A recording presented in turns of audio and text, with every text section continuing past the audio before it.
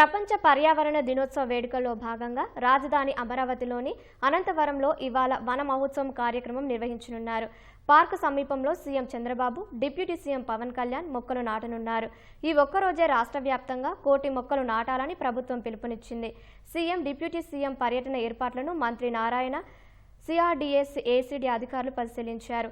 రాజధానిలో నిర్మించే లేఅవుట్లలో 30% blue and green ఉండేలా చర్యలు తీసుకుంటామని మంత్రి నారాయణ చెప్పారు. ఎవరైనా లేఅవుట్ పర్మిషన్ పెడితే 10% గ్రీన్ అండ్ బ్లూ కుదరాలి. కానీ అమరావతి క్యాపిటల్ సిటీలో 30% ఏరియాని గ్రీన్ అండ్ బ్లూ కుదిరేశారు. అంటే ముఖ్యమంత్రి గారు ఆలోచించారు, ఇక్కడ ఈ ఏరియాలో ఫ్యూచర్లో కనీసం 2-3 డిగ్రీలు టెంపరేచర్ తక్కువ ఉండేటట్టుగా డిజైన్ చేయండి అని. అంతేకాకుండా ట్రీ ప్లాంటేషన్స్ 2 పక్కల వేసే దగ్గర కూడా అనేక రకమైన ప్లాంట్ సైంటిఫిక్గా చేయమన్నారు.